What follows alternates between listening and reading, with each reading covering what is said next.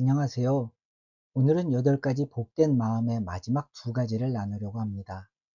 예수님은 마태복음 5장 9절에서 이렇게 말씀하십니다.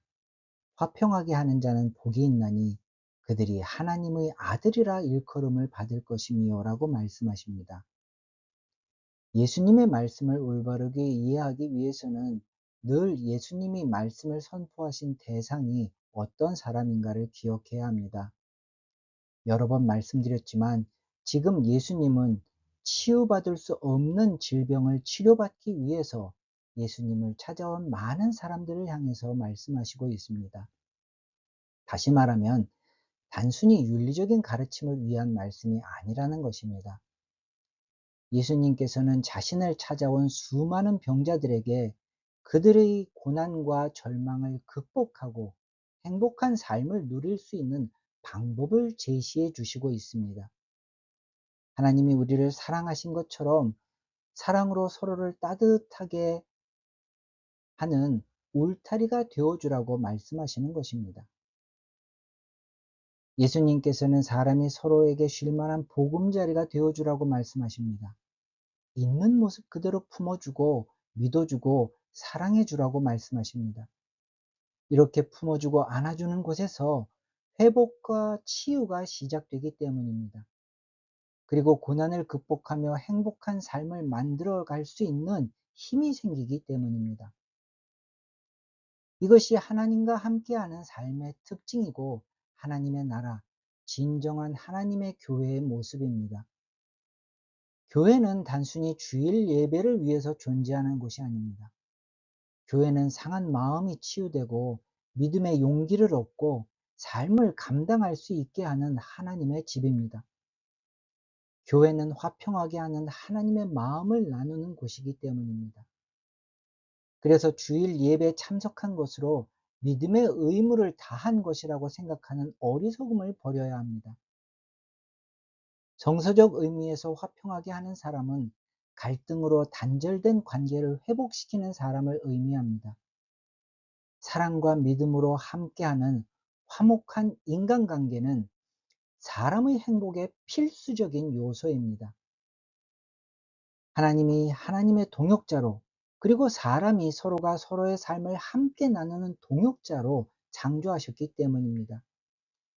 창세기 1장 26절로 27절은 이렇게 말씀하십니다.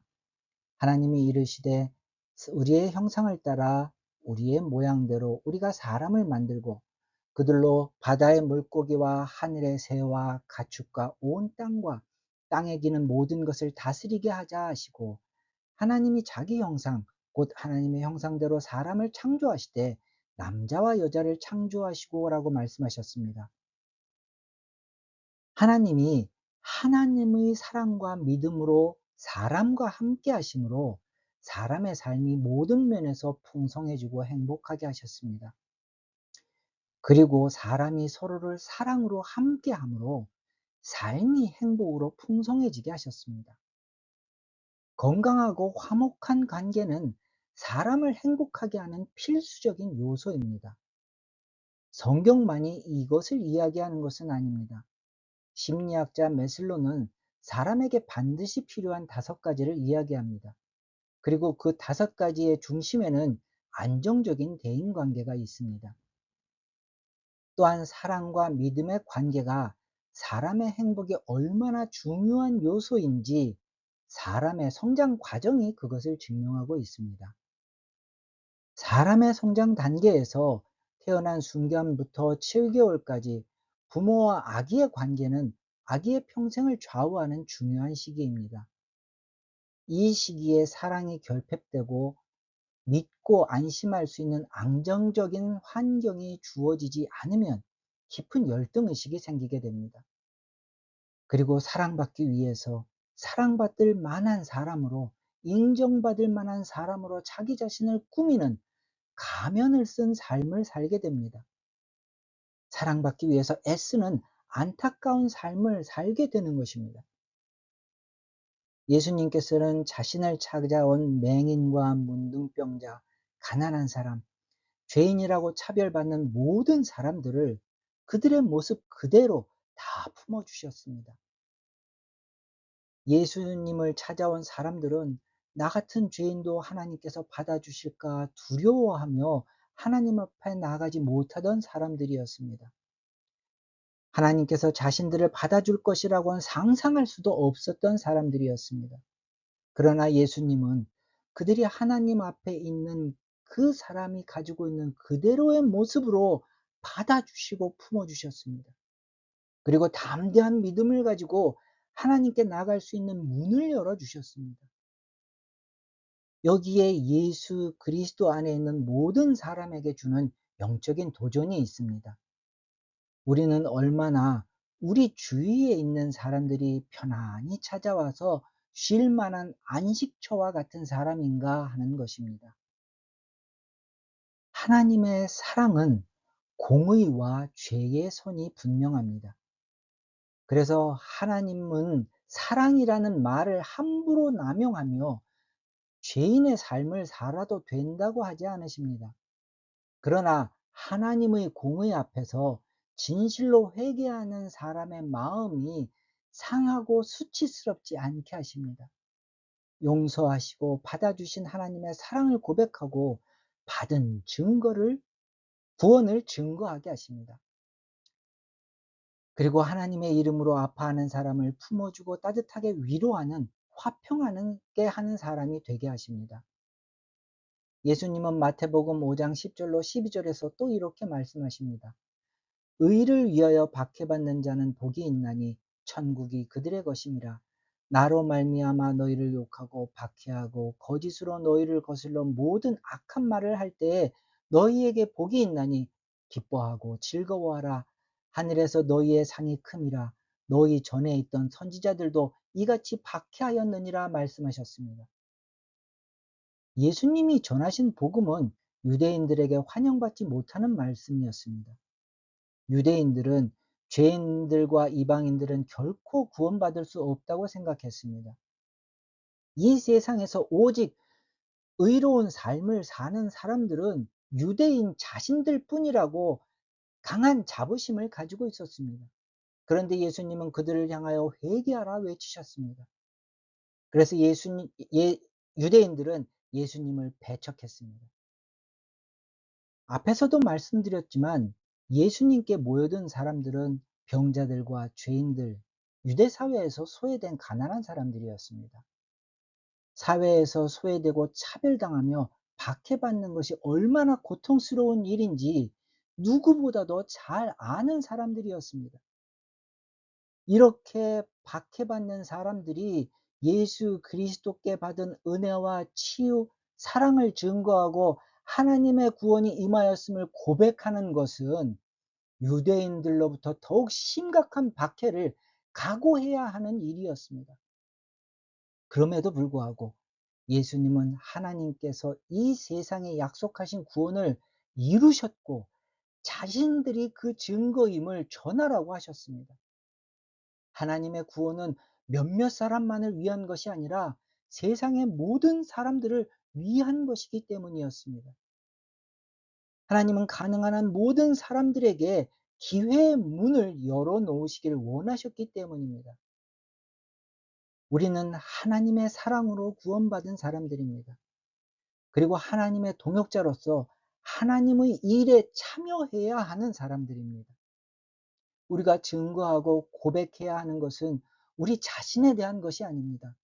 우리가 얼마나 위대한 사람이고 얼마나 거룩하게 살고 있는가, 또 얼마나 많은 것을 희생하고 있는가가 아닙니다. 우리가 희생하며 내려놓은 것보다 하나님이 우리를 위해서 포기하신 것은 더 크고 더 많은 것들이 있기 때문입니다. 그리고 우리가 악해서 의로운 것이 조금도 없기 때문에 우리는 하나님 앞에 자랑할 것이 없습니다. 우리가 고백해야 하는 것은 오직 한 가지, 내가 오늘 받은 하나님의 은혜를 고백하고 증거하는 것입니다. 바로 그것이 하나님의 일에 참여하는 것입니다. 우리 각 사람이 받은 사랑과 은혜가 이 땅에 임하신 하나님의 나라의 증거가 되고 살아계신 하나님이 지금도 약속하신 말씀을 이루고 계시다는 증거가 되기 때문입니다. 하나님은 믿음을 강요하지 않으십니다. 하나님은 하나님과 함께하는 과정을 통해서 하나님을 알게 하시고 하나님의 사랑과 공의를 알게 하십니다. 우리가 가질 수 없었던 믿음과 소망을 가지게 하십니다. 이것이 하나님께서 함께 하시는 삶이 가지는 구별된 특징입니다.